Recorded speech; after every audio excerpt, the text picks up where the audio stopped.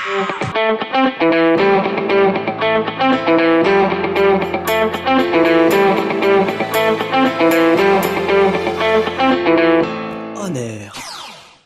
MS.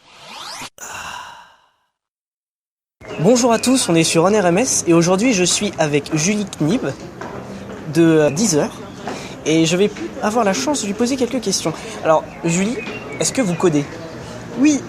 Alors on a coutume de dire, parce que j'ai un peu googlé votre nom quand même avant de vous interviewer, et en faisant défiler vers le bas, j'ai pu voir qu'il y avait Julie Knib sur LinkedIn, Julie Knib Deezer, mais Julie Knib Geeklist, Julie Knib Geek, Julie Knib Geek. Alors j'ai envie de savoir, est-ce qu'être geek c'est pas plutôt un sport de garçon ? Si, complètement. Enfin, traditionnellement on va dire, mais je pense que c'est un sport dans lequel, en tout cas moi personnellement, je me défends très bien. Et du coup, je pense mériter ma place pour cette domination en tout cas. En tant que fille, vous avez des avantages sur les garçons pour coder ? Clairement. La patience ?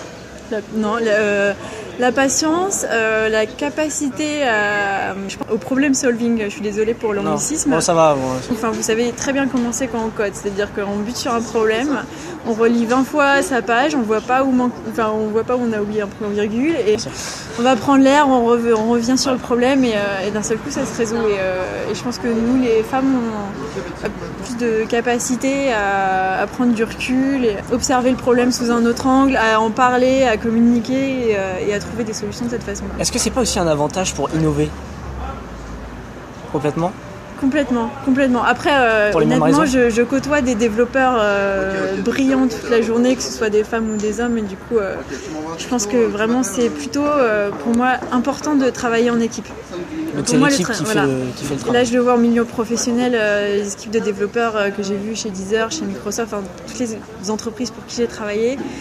La clé, de toute façon, en milieu professionnel, et si vous voulez vraiment atteindre de bons résultats, il faut travailler en équipe. Il faut confronter ses idées à d'autres développeurs, et il faut parler des idées. Il faut parler des idées, il faut travailler ensemble, et justement chacun a ses forces et ses faiblesses. Il y en a qui vont être meilleurs en interface, d'autres meilleurs en algo, et justement c'est plus ça la capacité à fédérer, à aller tous dans le même sens, et à connaître ses points forts, ses points faibles pour atteindre son résultat. Une dernière petite question. Tout à l'heure, vous avez présenté certaines innovations, par exemple le flow, je peux venir écouter votre flow, des Deezer widgets. Dans le service que Deezer délivre, vous êtes très performant. Vous n'avez pas peur de Spotify ? Ah bah si, bien sûr. Concurrent direct. Et eux ont peur de nous, je peux vous le dire aussi. D'accord. Non, justement, mais je pense que ce qui nous je peux en parler des heures, mais ce qui nous différencie justement d'avec Spotify, c'est que Deezer, c'est une entreprise qui a été fondée par des geeks, justement, par Daniel qui est développeur à la base, et du coup, côté technologique, je m'inquiète pas parce qu'on a toujours été à la pointe. Et c'est dans l'ADN de l'entreprise d'être comme ça, c'est-à-dire qu'on est tous passionnés par la technologie, par la musique aussi bien sûr, mais par la techno aussi, et c'est pour ça que là on va lancer Chromecast, on va lancer tout un tas d'innovations dans lesquelles on croit, et on sent que Spotify, eux, sont plus nés d'une logique business, à se dire il y a un marché sur le streaming, et donc on va saisir cette opportunité. Donc ils sont très bons en marketing, ils sont très bons sur plein de sujets, et chacun ses forces et faiblesses.